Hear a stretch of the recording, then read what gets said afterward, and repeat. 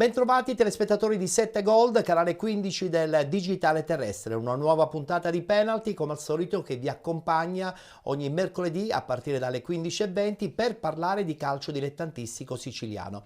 Oggi una puntata particolare perché in una prima parte parleremo di Serie D ma parleremo anche di eccellenza, mentre invece la seconda parte sarà dedicata interamente all'intervista esclusiva che ci ha rilasciato Valerio Antonini, presidente del Trapani FC.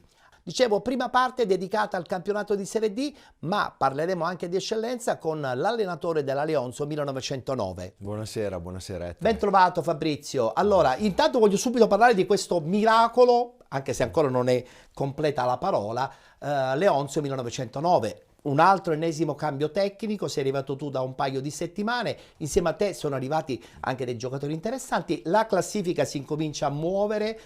Che prospettive ha in questo momento questa realtà a Lentini? C'è un bel progetto, io sono stato chiamato per salvare la Leonzio. Quando sono arrivato il 3 di gennaio, appunto come ci dicevamo prima, poc'anzi, c'era veramente molto poco, ma io ho visto subito che c'era la volontà da parte della famiglia Nardo. Gaetano è stato veramente una grande persona, ha fatto una grande scommessa su di me e io l'ho fatta su di lui. Mi ha illustrato il bellissimo progetto che vuole portare a termine e vuol far sì che si prosegua il calcio a Lentini con la Leonzio, perché è una città con una tradizione importante calcistica. Però sappiamo benissimo che insomma da gennaio le difficoltà sono sempre maggiori, anche e soprattutto nel reperire dei giocatori che ti possono permettere una salvezza. È stata lo sforzo enorme. Ecco, qua entra in campo secondo me la società, che è stata fantastica, affiancandomi i fratelli Saggio, Dario e Francesco Saggio, direttore generale e direttore esecutivo, dove noi tre ci siamo messi a spulciare veramente in tutto il mondo giocatori che fossero comunque adeguati, perché il mercato in questo momento è chiuso. Assolutamente. E che fossero quantomeno pronti per poter affrontare questo tipo di campionato. L'ultimo acquisto è stato Luca Iaccino, dove lo ha pescato Francesco ed è stato fantastico. Portiamo qua a Lentini la scarpa d'oro della Major League Under 19, perciò comunque qualità e quantità, sì, probabilmente. Qualità e quantità, sì. Il campionato in questo momento si presenta certamente con mille insidie, perché soprattutto nella parte bassa tutti vogliono fare punti. Voi domenica avete disputato una partita anche importante contro il Mazzarrone, quindi una diretta concorrente alla salvezza. Che partita è stata quella di domenica? È stata una partita importante per noi, preparata veramente molto bene. Qua, ecco, intanto ringrazio il mio match analyst Claudio Macca, perché tutte le sere fino all'1 di notte siamo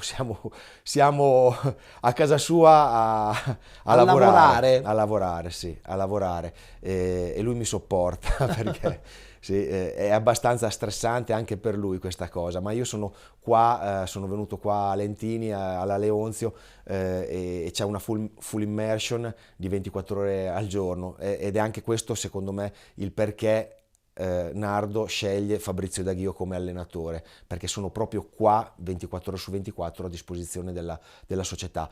È stata una partita che abbiamo preparato molto bene, e abbiamo sostanzialmente preparato in questo modo. I ragazzi sono stati bravissimi, perché sapevamo che loro sono forti e veloci sulle fasce, con questi due ragazzi che sono stati in gamba e che nelle domeniche precedenti hanno anche segnato, fanno la differenza per il Mazzarone, e l'abbiamo preparata bene. È stata una partita di attesa e di nostre ripartenze. Ho spiegato bene ai ragazzi di rimanere in partita per 90 minuti e che comunque ci sarebbero state quelle 3-4 occasioni che avremmo dovuto e cercato di di ottimizzare al 100%. Ecco, quelle 4 occasioni ci sono stati molto molto bravi loro a fermarci. Non sono stati concessi, secondo me, a mio avviso, 2 rigori, ma insomma l'arbitro, come sbaglia l'arbitro, a volte sbaglia il calciatore, e sbaglia anche l'allenatore, sì, assolutamente. Certamente è stata una domenica non favorevole per voi, però, con il contemporaneo successo del Messana, che ha accorciato ancora di più comunque insomma la zona retrocessione, la zona play-out. Vi aiuta questa cosa?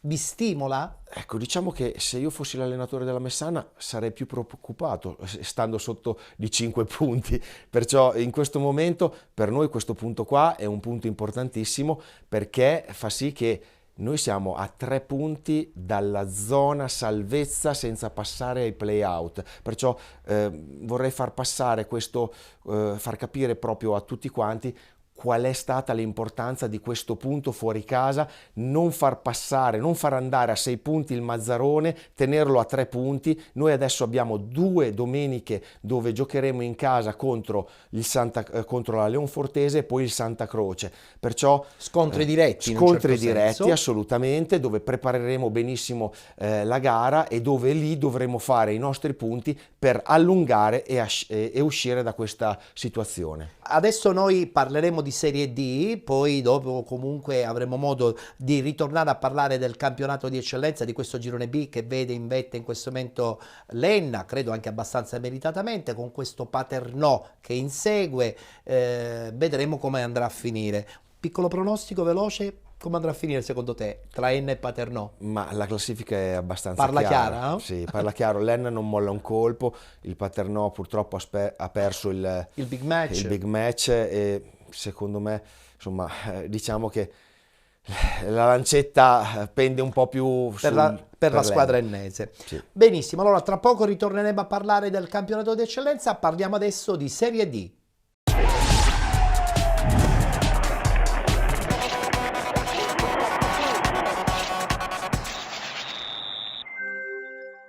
Si è giocata la 10ª giornata di ritorno, subito il tabellino dei risultati. LFA Reggio Calabria batte Ragusa 3-0, Vibonese Calcio batte Locri 1909 3-0, pareggio tra San Luca e Licata Calcio 0-0, 0-0 anche tra San Cataldese e Castrovillari, Siracusa Calcio batte Portici 2-0, Caricati batte Acragas 2-1, Città di Aciriale batte Città di Sant'Agata 1-0 ed infine Nuovi Gea Virtus FC Trapani 0-0. Hanno riposato Gioiese 1918 e Real Casalnuovo.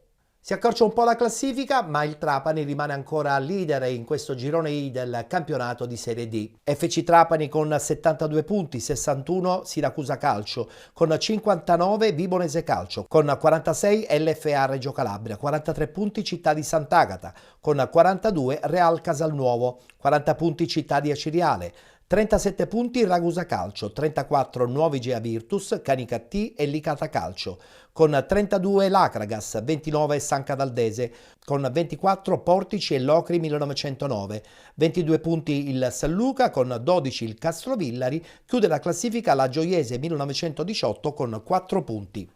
Si ritornerà in campo domenica prossima, domenica 11 marzo, eccola qua la schermata degli incontri. Acragas Locri 1909, Castrovillari Nuovi Gea Virtus, Gioiese 1918 San Luca, Licata Calcio Siracusa Calcio, Ragusa Calcio Città di Aciriale, Real Casalnuovo Canicattì, Vibonese Calcio San Cataldese, FC Trapani LFA Reggio Calabria, riposeranno Città di Sant'Agata e Portici. Con il nostro ospite di questa settimana, Fabrizio Daghio, voglio subito parlare di questa Serie D, che sulla carta ha già forse detto il suo verdetto finale. Un Trapani ancora imbattuto al primo posto, ad inseguire il Siracusa, che tra l'altro questa domenica ha recuperato 2 punti, e poi c'è questa Vibonese. Che quadro ti sei fatto di questa Serie D in questa stagione? È un campionato molto combattuto e faccio i complimenti al Trapani. Mi fa piacere che insomma non abbia eguagliato il record della Leonzio. Sì. Quindi vedi assolutamente strameritata in questo momento la vittoria potenzialmente di questo Trapani in questo girone? Allora, il calcio è fatto sostanzialmente di bilanci e di spese economiche. Ecco, il Trapani quest'anno ha speso veramente tantissimo. Per la Serie D soprattutto. Per la Serie D ha speso veramente è andato oltre all'impensabile. È giusto che vinca, sono stati spesi tanti soldi, ma probabilmente bene, perché poi ci sono i risultati. Certo, risultati che insomma sono venuti meno, soprattutto nella parte iniziale, per l'LFA Reggio Calabria, la squadra reggina che, come tutti ben sanno, ha abbandonato il calcio professionistico, è dovuta ripartire dalla Serie D. Le difficoltà esistono poi nel immedesimarsi in una nuova realtà dilettantistica, soprattutto per i grandi centri? Che dire. E tu vieni da Carpi, che insomma ha vissuto la Serie A un paio di anni fa. Sì, ha vissuto un anno di Serie A, sì. Purtroppo è salita e poi dopo è scesa. Però sì, lì ci fu il patron Bonaccini che ebbe questa follia di voler portare Carpi in Serie A. Ma rispondendo alla sua domanda, diciamo che la Serie D è un campionato molto difficile e non è così semplice poter creare una risalita. Questo è la dimostrazione del fatto che, insomma, anche se hai il nome, la storia, un passato glorioso, ci devono essere delle programmazioni e poi soprattutto, insomma, ci serve anche una tempistica giusta, la tempistica è tutto. Cambiamo discorso, adesso parliamo proprio di questo Trapani che pareggia contro la nuova Egea Virtus, un pareggio che non è mai facile in un campo difficile come quello di Barcellona Pozzo di Gotto, che per tradizione comunque ha vissuto anche lei campionati importanti tra i professionisti. Arrivava da un filotto di vittorie veramente molto importanti. Compresa la semifinale di Coppa. Assolutamente. Prima o poi un mezzo passo falso. Io penso che nel calcio ci sia un dio del calcio. Prima o poi la domenica dove non ti funzionano determinate situazioni deve arrivare per forza. Ed è arrivata proprio domenica. Guardiamoci gli highlights con l'intervista post partita.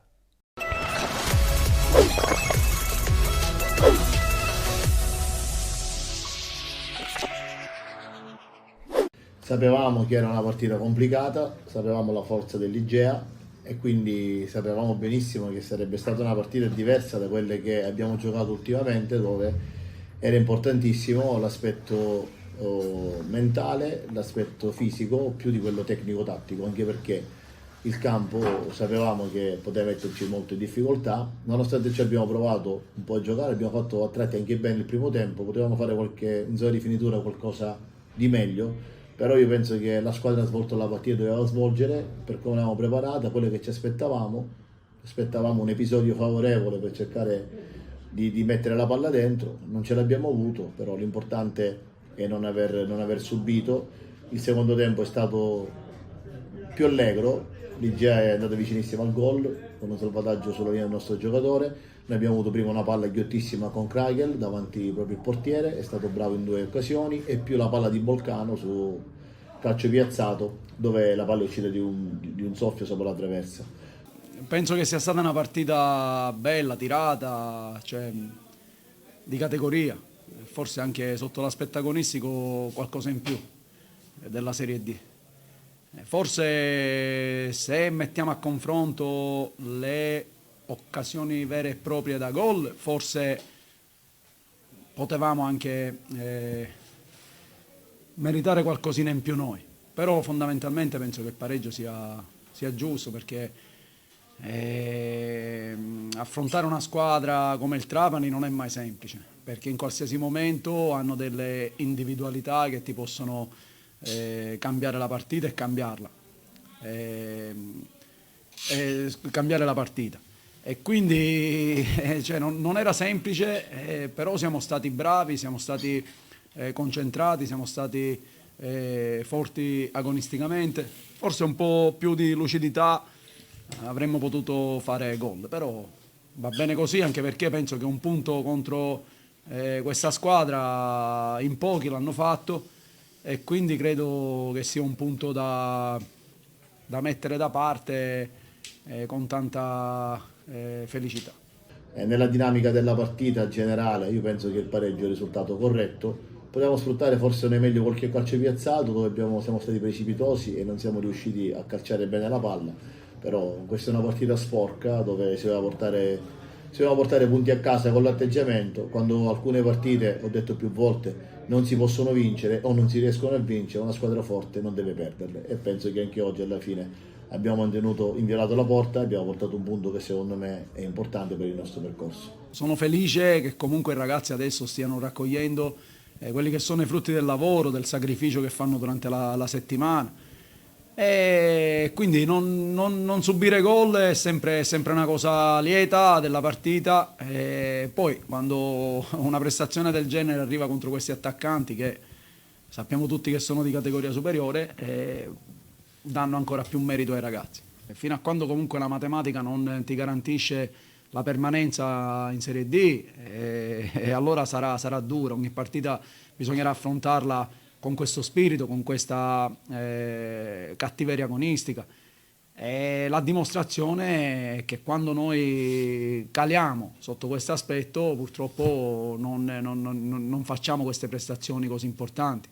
Vedi a Ragusa, ok, non per tornare indietro, però io ai ragazzi ho detto che probabilmente se avessimo avuto la continuità sotto l'aspetto proprio agonistico anche a Ragusa, magari avremmo potuto portare via un altro tipo di risultato, però sottolineo e dico anche lì il Ragusa probabilmente poteva raccogliere qualcosa in più. Ma al di là di questo ancora il percorso è lungo, ancora ci sono tante squadre da incontrare, sia dentro che fuori casa, e noi dobbiamo continuare a macinare il lavoro perché i margini di miglioramento ancora ci sono. Secondo me ogni ragazzo ancora non ha tirato fuori il 100% delle proprie capacità. Io adesso uno su tutti, ma non per fare un nome a discapito degli altri, ma io parlerei di Della Guardia che sta facendo delle partite tra virgolette mostruose, no? Cioè cose che forse nemmeno lui si immaginava, e nemmeno qua il tifoso più simpatizzante della Guardia lo poteva pensare, perché ha avuto un percorso di crescita sia fisico sia tattico, secondo me importante. Ma questo gli fa onore perché è un ragazzo intelligente, un ragazzo che si applica, un ragazzo serio, un professionista, ma così come lui anche tutti gli altri.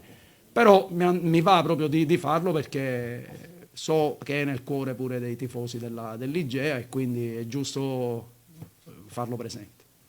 Io penso che c'è poco di nuovo su quello che ci aspettavamo. Noi dal canto nostro magari oggi in un campo del genere abbiamo anche pagato le 3 partite della settimana che poi non poi si fanno sentire, però questo è un cavillo, il pelo nell'uovo se lo vogliamo proprio cercare.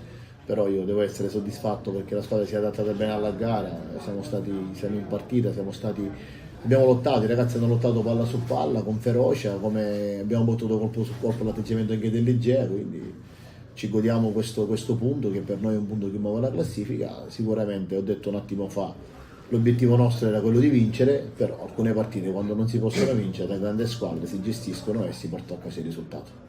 Ma noi dobbiamo pensare al nostro percorso. Sì, oggi i numeri dicono che si è ridotto di 2, ricordiamo che abbiamo anche una partita in più, però abbiamo una partita in meno da giocare, ne sono rimaste 8 e quindi il tempo stringe, più partite si fanno e meno ne rimangono, quindi da parte mia presumo che oggi era una tappa importante ed era una trasferta insidiosa, come ho detto più volte, e ribadisco, anzi sottolineo e voglio fare i complimenti all'Igea per l'accoglienza, per il pubblico, perché oggi è stata una cornice di pubblico spettacolare, e per quello che hanno messo anche in campo, perché queste cose penso che vanno sottolineate quando si va in ambienti dove si trova sportività leale e onesta sia nel campo da parte della società per l'accoglienza, sia negli spalti da parte della tifoseria che ci ha applaudito alla fine quando siamo usciti.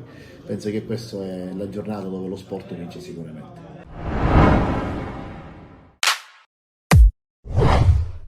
Bene, concludiamo qui dunque la prima parte della nostra trasmissione. Nella seconda parte, quindi dopo la pubblicità, spazio all'intervista esclusiva a Valerio Antonini, presidente dell'FC Trapani, ma con Fabrizio Daghio. Tra poco ritorneremo per continuare a parlare anche di questa Leonzio 1909 che sta cullando un sogno, quello insomma di una permanenza credo abbastanza meritata nel campionato di eccellenza. Per essere grandi, per diventare grandi, prima bisogna saper essere piccoli. Giusto, giusto.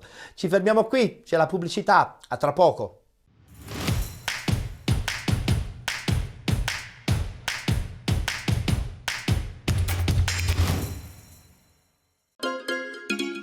Benvenuti da Giada Immobiliare.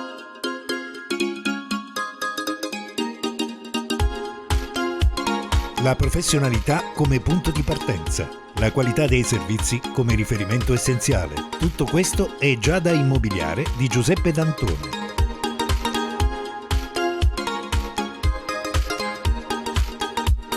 Servizi di compravendita ed affitti, supporto per concessioni mutui e consulenza finanziaria ed inoltre assistenza a partecipazione ad aste giudiziarie e consulenza tecnico-legale. Giada Immobiliare, via Etnea 734, Catania. Info 095 61 74 981 oppure 095 61 74 973. Visita il sito con le nostre proposte www.giada-immobiliare.it.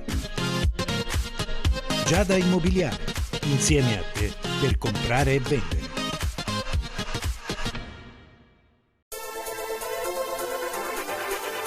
La tecnologia e la competenza al vostro servizio. Energy Clima, Technology for Life. Il riscaldamento ed il condizionamento non sono più un problema.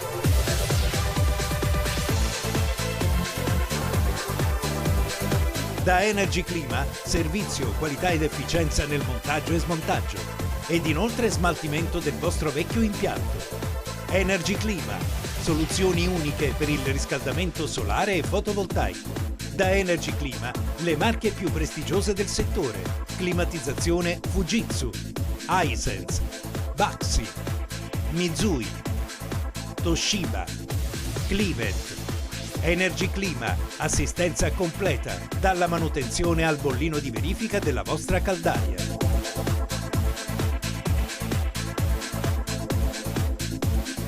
Pagamenti con rateizzazione agevolata ed inoltre detrazione fiscale tramite pratica Enea. Energy Clima. Visitate il nostro punto vendita a San Giovanni La Punta in via Montello 7/A. Infoline 095 80 37 031. Energy Clima, Technology for Life.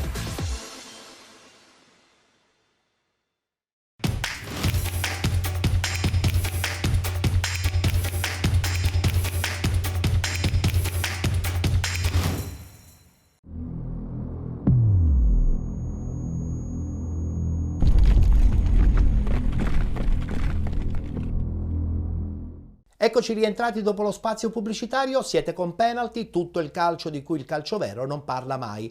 Seconda parte della nostra trasmissione, parliamo ancora di Serie D e lo facciamo con l'intervista esclusiva rilasciata a noi di Penalty da Valerio Antonini, presidente dell'FC Trapani.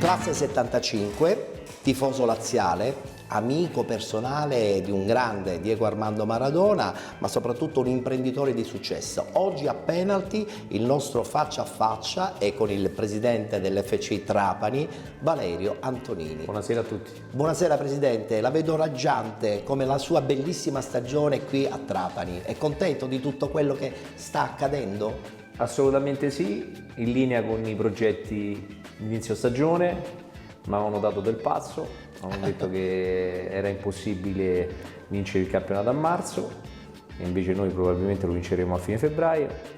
E abbiamo secondo me dato il segnale che quando i progetti sono seri e si fanno col vero interesse e la vera finalità di ottenere dei risultati concreti, niente ti può fermare.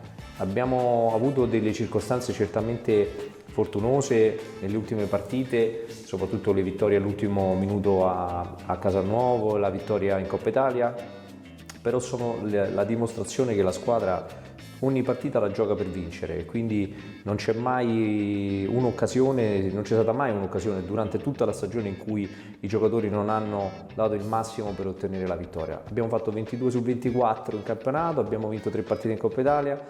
Il basket, come tutti sapete, ha stabilito il record 17 vittorie consecutive, abbiamo fatto 22 su 24 anche lì. E sono tanti, E sono 44 su 48, sì, sono tanti. Sono tanti. Ma la domanda che mi viene quasi spontanea, perché Trapani? Ma come ho detto tante volte è stata una circostanza legata alla mia situazione sentimentale. La mia compagna è trapanese, abbiamo 2 figli, ci sposiamo adesso il 28 giugno. E volevo fare calcio da tanti anni, poi serve trovare il giusto momento, la giusta piazza, non è mai troppo facile. Io ho deciso di investire nella San Benedettesi a febbraio, grazie a Dio mi fecero notare che non ero gradito perché probabilmente c'era già un progetto in essere da parte di Masi, che era il presidente del Porto d'Ascoli. E probabilmente rimarranno un altro anno in Serie D, lo spero vivamente perché così si imparano e quindi mi vedranno a me andare in Serie C mentre loro rimarranno in Serie D. Presidente, ma quando lei è arrivato a Trapani probabilmente qualche difficoltà l'avrai pure incontrata.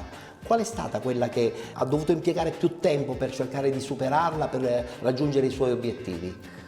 Ma senti, l'unica difficoltà che ti posso dire che ho incontrata è stata un po' la diffidenza delle persone con cui parlavo, con cui lavoravo, perché probabilmente venendo da tanti anni di delusioni la gente era abbastanza incredula, scettica su tutto quello che dicevo e quindi è stato più che altro quello.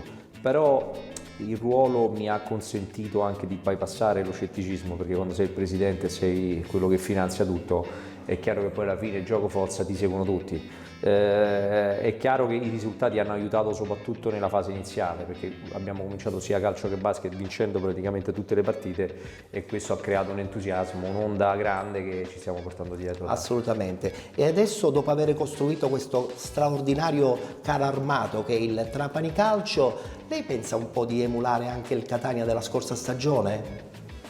Ma spero proprio di no. Cioè, il Catania della scorsa stagione è stata una squadra costruita frettolosamente, con delle basi che si sono sgretolate in Serie C. Io sto cercando di fare completamente in maniera diversa.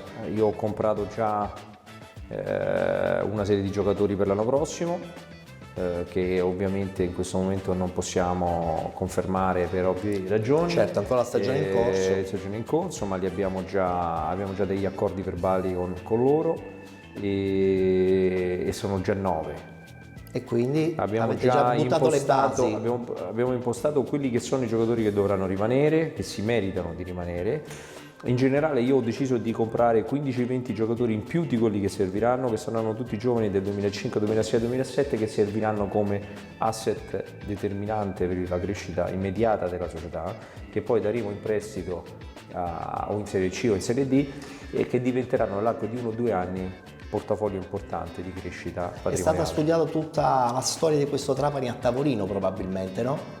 Beh, è l'unico sistema, se si fa business bisogna per forza fare così. Guarda, rubo una frase di un caro amico che è il presidente della Lazio, Claudio Lotito, che dice sempre, ha ragione, il mondo si divide tra i prenditori e gli imprenditori. Io faccio l'imprenditore, molti fanno imprenditori, occupano ruoli che non gli competono o quando li occupano utilizzano denaro che non è loro, e quindi è facile che quel denaro venga sperperato. È vero. Io ogni centesimo che spendo, loro lo sanno, è ponderato, è controllato, non mi scappa nulla, i pagamenti li seguo io, li faccio io, ma non perché non mi fido di nessuno, perché io devo tenere sotto controllo la macchina, perché la macchina funziona solo se la gestisco in questa maniera, ed ecco perché tutti i giocatori quando vanno in campo sanno che il presidente sta lì, controlla tutto, vede tutto, sente tutto e programma in funzione di come si comporta. Assolutamente. La scelta di Alfio Torrisi, dopo aver vinto anche i playoff della scorsa stagione, è stata una scelta distinto o perché effettivamente ha visto in Alfio Torrisi quelle giuste qualità e anche la mentalità di crescita insieme alla vostra società? Allora, io andai a vedere la finale dei playoff all'Ocri l'altro anno a maggio, sì, era a metà maggio, fine maggio. Metà maggio, sì. E il Trapani vinse 3-0 fuori casa, segnando 3 gol nel primo tempo, ma la cosa che mi impressionò era la maniera con cui la squadra giocò e mi resi conto che l'allenatore aveva solamente un problema che sto cercando di cambiare. Era ovviamente un allenatore impaurito da una situazione in cui si trovava prima di me, dove qualsiasi cosa faceva, nel momento in cui lui si è fidato completamente di me e quindi noi facciamo tutto in simbiosi, si è liberato e oggi è capace di trasmettere il mio messaggio ai giocatori in maniera perfetta. E quella è la cosa più importante. Chiaro. Quando c'è simbiosi tra l'allenatore e il presidente, la squadra ne risente in maniera positiva. Se ci fossero frizioni, è chiaro che la cosa verrebbe a cascata risentita da tutti. Oggi sono particolarmente contento di non aver seguito tutti i consigli che mi sono stati dati, cambiare allenatore nel basket.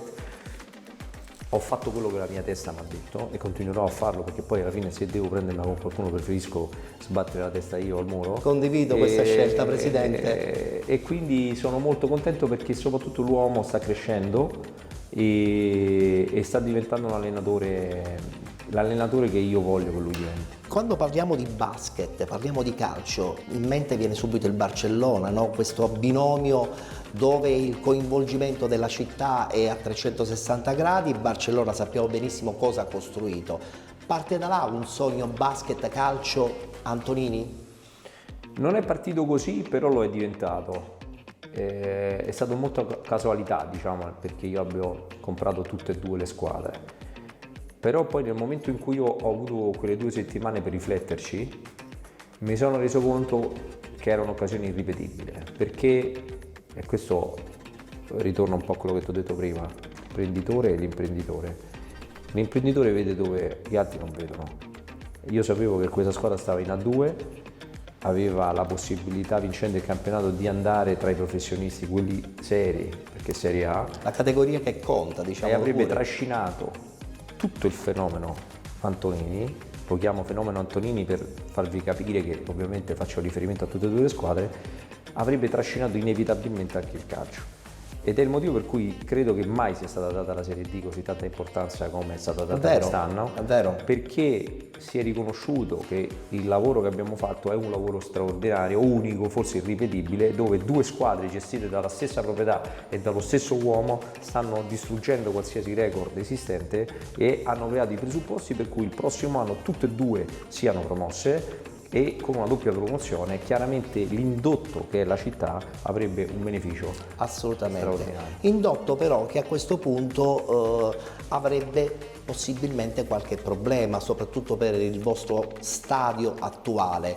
Cosa prevede? Ampliamento, sviluppo? Questo stadio non è altro che lo specchio di questo paese malato.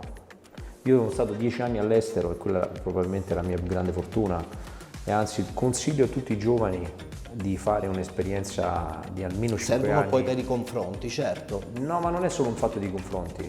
Tu vai, soprattutto se vai in determinate realtà, vai nelle realtà che oggi guardano al futuro con un occhio completamente diverso dal nostro.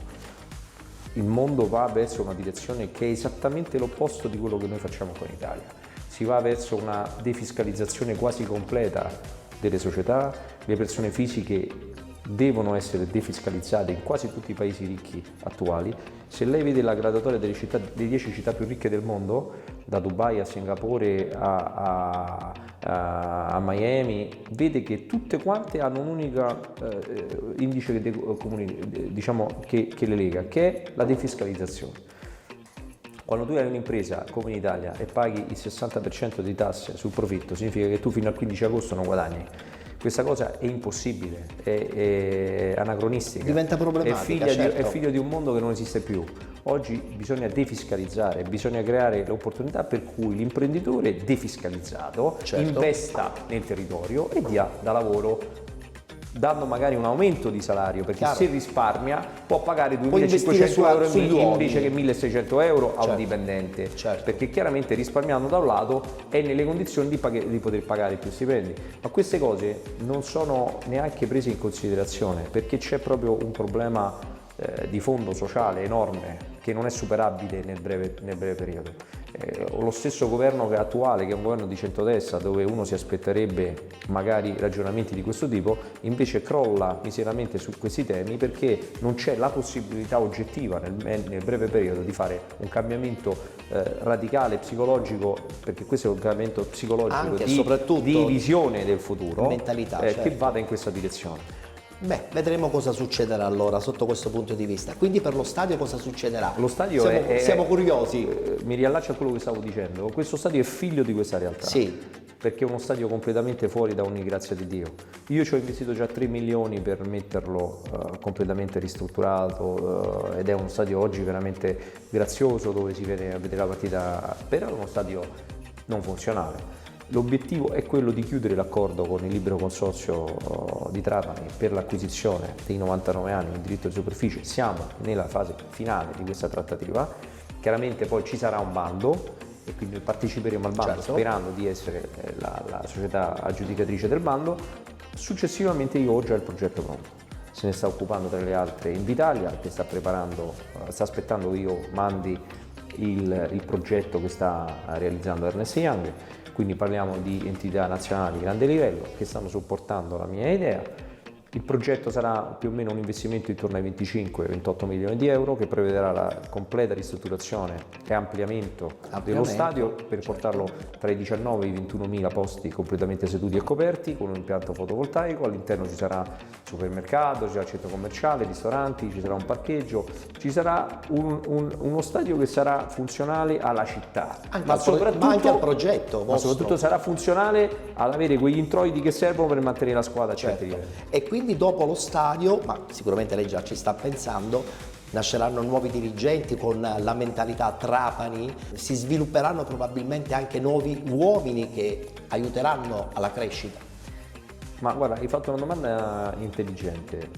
Parlavo la scorsa settimana con l'Università di Trapani, che è distaccata dall'Università di Palermo qui, e ho proprio chiesto e insistito che venisse fatto un corso universitario su sport e management. Interessante. Dove mi sono anche proposto di insegnare, perché credo che il futuro passa dai giovani che abbiano quel minimo di esperienza, di formazione e di passione per lo sport, ma una volta fatta l'università ci vuole l'esperienza all'estero, e una volta fatta l'esperienza all'estero si può tornare, perché chiunque non abbia fatto per me un'esperienza formativa all'estero non potrà mai essere un grande dirigente, ma non perché è un problema di formazione, ma perché è un problema di mentalità.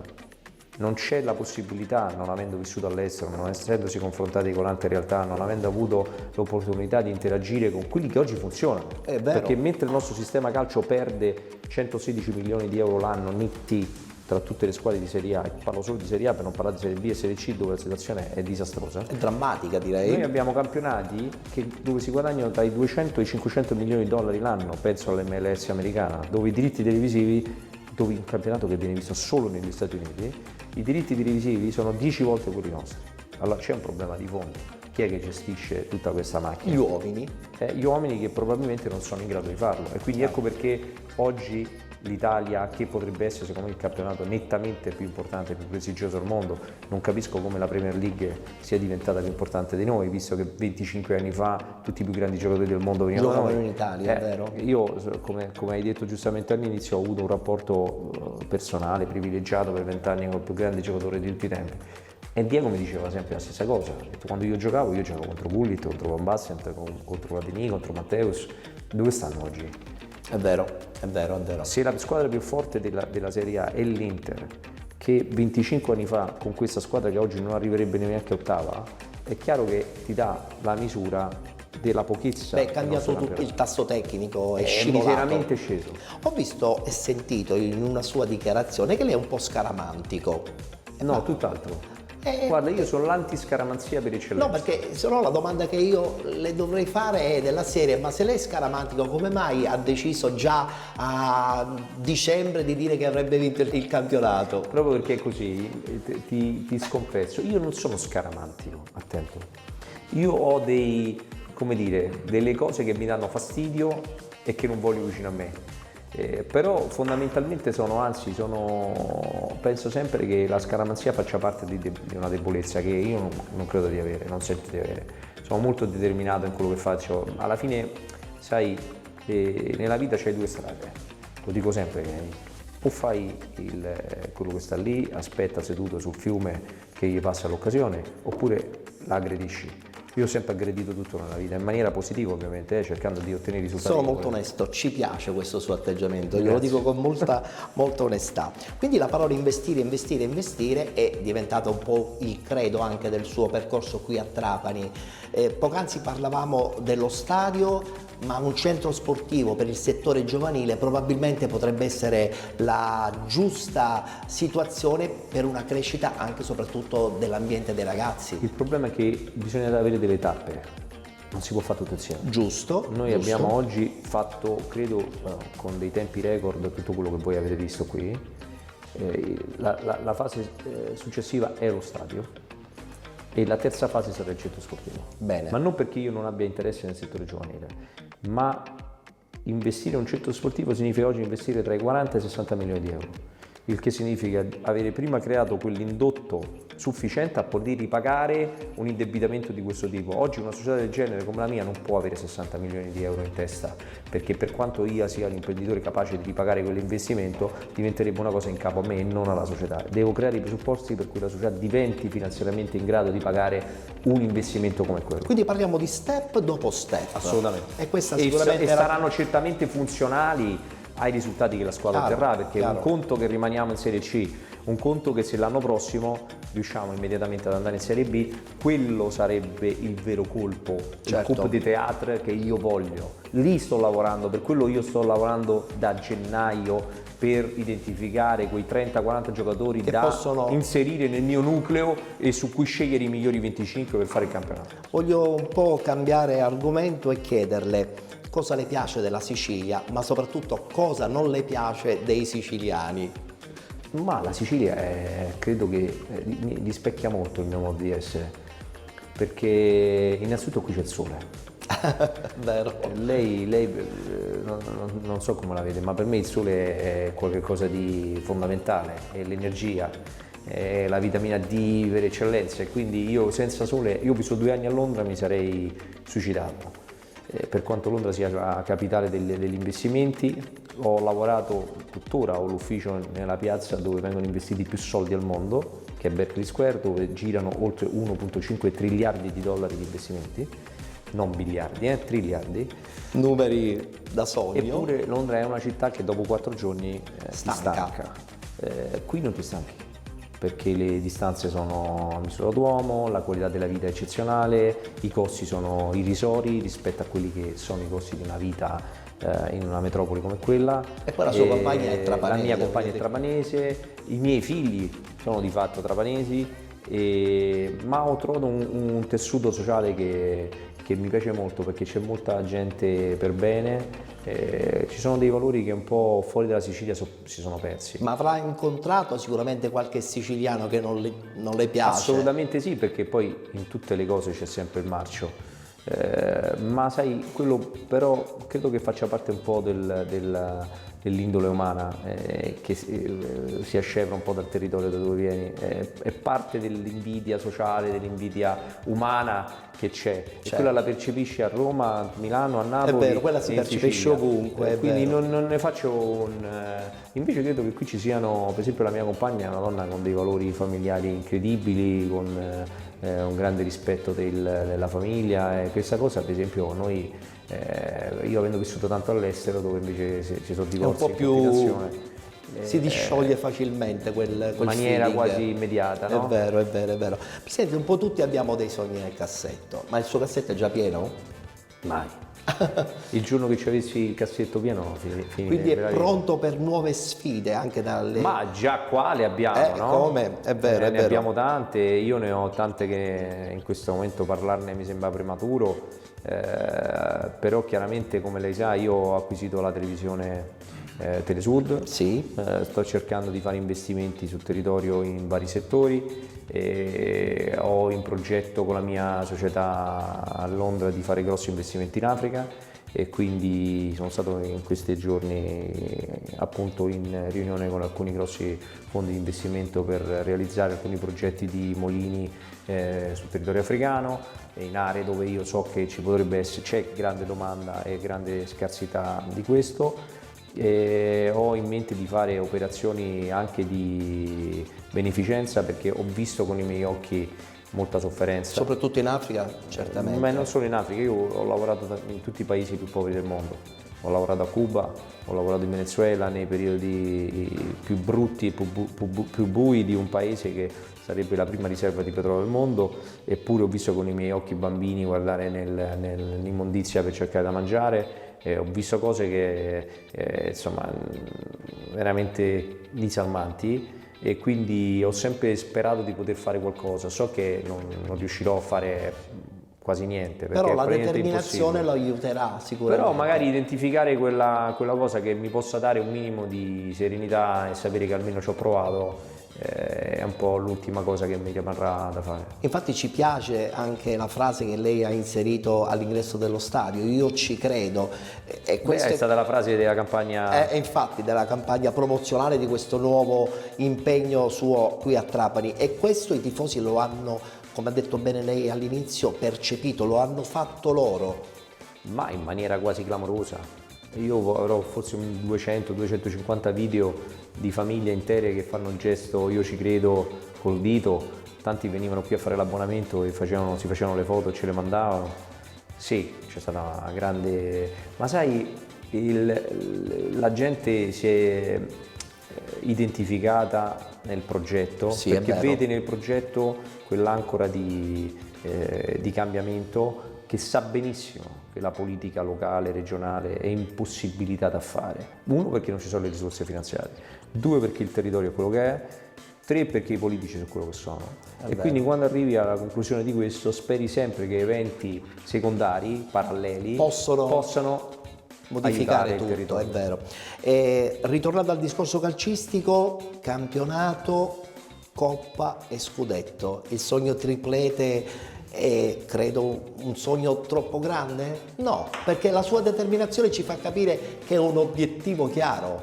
Ma è chiarissimo e quindi penso che siamo primi o 10 punti di vantaggio in campionato, siamo in semifinale di Coppa Italia. Sì. E le fasi finali dello scudetto si giocheranno a giugno, quindi adesso è prematuro anche parlarne. Certo. Però quello che è certo è che dobbiamo scrivere una pagina di storia. Dopo un'annata del genere io credo che gli stessi giocatori siano consapevoli. Lo vogliono proprio. Ma sì, anche chi fa Serie D ha fatto sempre una carriera di secondo piano. E io ho cercato di far capire a loro che hanno un'opportunità, per quanto la loro carriera sia stata di secondo piano, di poter dire io ero un giocatore di quella squadra. È un'occasione che non capita sempre. Non capita. Quindi anche se hai fatto Serie C, ma l'hai fatta in panchina, o l'hai fatta giocando poco, o l'hai fatta non lasciando il segno, sei venuto qui, puoi diventare qualche cosa in una città che vive di sport, dove i risultati che stiamo ottenendo sono oggettivamente anche se buona parte insomma della rosa di questo Trapani è una rosa che ha già sviluppato in molti giocatori la possibilità di evidenziare le proprie capacità, sì, anche però in Serie C. Vedi, se tu studi le loro carriere, buone carriere, alcuni hanno fatto Serie B, altri Serie C, però non c'era umanità nei risultati che facevano, capito? Tanto è vero che se ci parli non se lo ricordano nemmeno. Giusto, ho capito. Qui hanno la possibilità di fare un'annata senza precedenti, dove vinci tutto. Si ricorderanno sempre di loro. Beh, certo. Assolutamente. Nonostante sta in Serie D. Sì. Questa è la peculiarità. E quindi secondo me lo hanno capito benissimo. Non credo che lasceranno nessuna partita in maniera... No, giocheranno per vincere tutte. Noi a Catania abbiamo seguito molto il suo percorso di crescita, abbiamo seguito anche tante chiacchiere nei confronti del Siracusa, un po' sorridendo, però anche un po' contenti che esista un presidente che possa veramente fare tutto quello che sta facendo lei a Trapani. La invidiamo, perché? Perché a Catania, come ha detto bene lei, forse è stato sbagliato programmare in ritardo una stagione. Ti dico che cosa manca a Catania. Catania ha un personaggio straordinario, che è Pelligra, ma lui purtroppo per i suoi impegni di lavoro non è presente. Ha affidato la sua attività ad un uomo che sarà anche bravo, ma non sono i soldi suoi. E quindi arriva un momento in cui le scelte che fai possono essere spesso e volentieri viziate da relazioni personali con alcuni procuratori, da relazioni personali con alcuni giocatori. Bisogna essere freddi quando si fa l'imprenditore. A me non me ne frega niente chi è il procuratore di quello o di quell'altro, io non guardo in faccia a nessuno, guardo se il giocatore mi piace o no, se le condizioni economico-finanziarie per l'acquisto sono in linea con quello che io penso di quel giocatore o no. Catania ha questo problema, quindi Pelligra, per quanto sia un uomo che ha avuto dalla vita tutto e che ha raggiunto grandissimi risultati, purtroppo non può seguire il Catania come dovrebbe fare un imprenditore come lui. E ritorniamo al discorso degli uomini che servono per una crescita di una società, costruiti e mentalizzati con l'intelligenza del proprio capo, in questo caso il presidente. Sì. Io la ringrazio perché ho avuto modo di conoscere anche tanti lati della sua figura, le auguro veramente un proseguo di stagione, una chiusura con tutti i successi che possono far sì che la realtà di Trapani possa ancora di più decollare. Grazie Presidente. Grazie a tutti.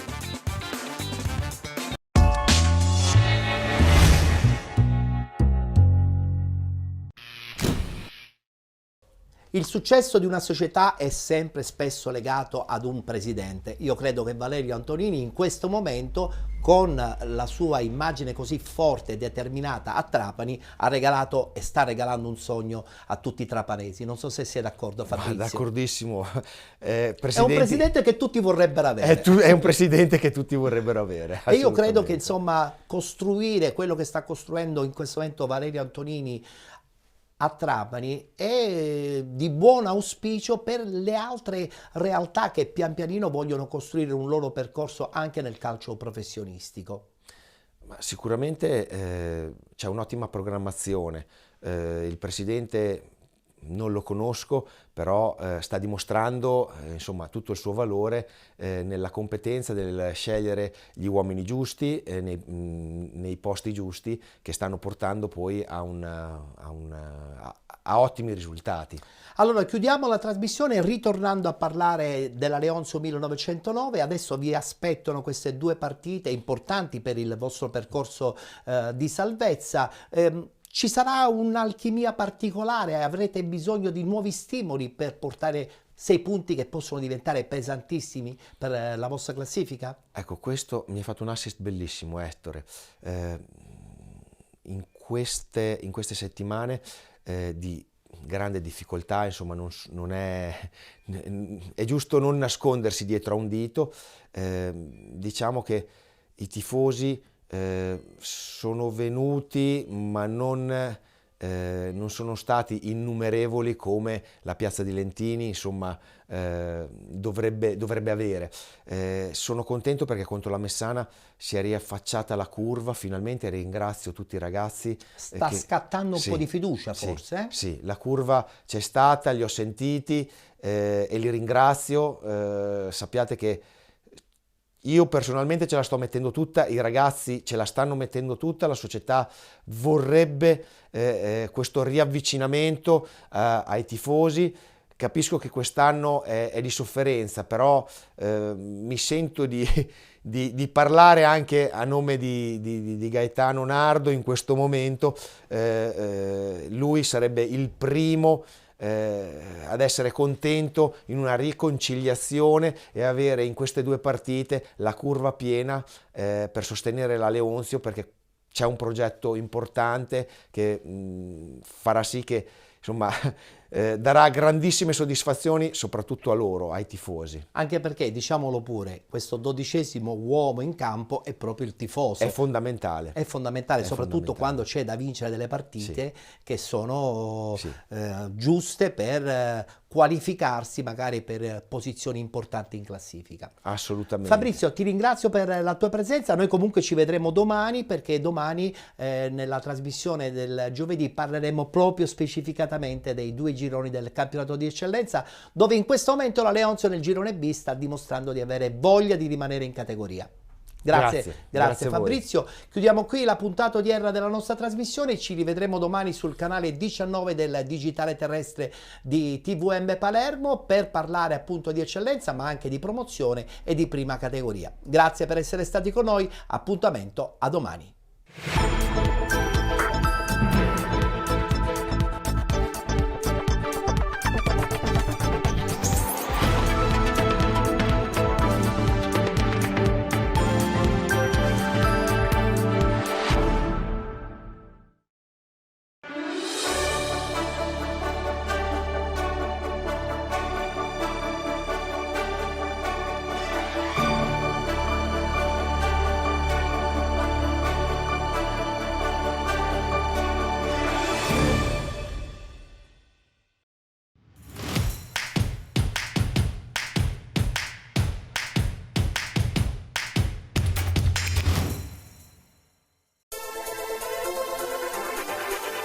La tecnologia e la competenza al vostro servizio. Energy Clima, Technology for Life. Il riscaldamento ed il condizionamento non sono più un problema.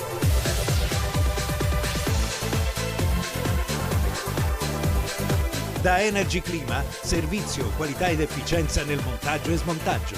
Ed inoltre smaltimento del vostro vecchio impianto. Energy Clima, soluzioni uniche per il riscaldamento solare e fotovoltaico. Da Energy Clima, le marche più prestigiose del settore. Climatizzazione Fujitsu, Hisense, Baxi, Mitsui, Toshiba, Clivet. Energy Clima, assistenza completa, dalla manutenzione al bollino di verifica della vostra caldaia.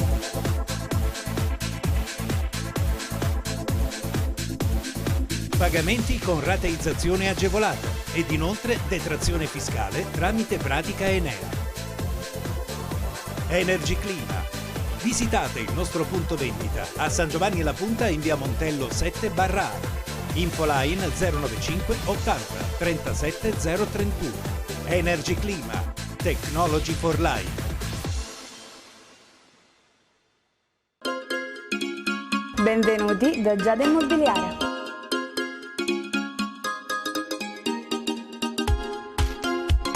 La professionalità come punto di partenza, la qualità dei servizi come riferimento essenziale. Tutto questo è Giada Immobiliare di Giuseppe D'Antoni.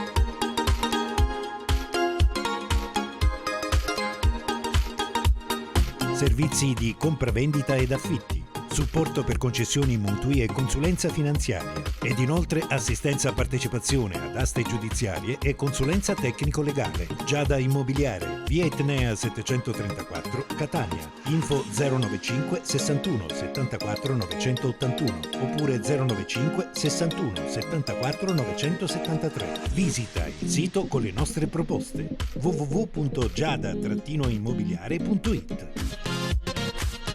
Giada Immobiliare, insieme a te per comprare e vendere.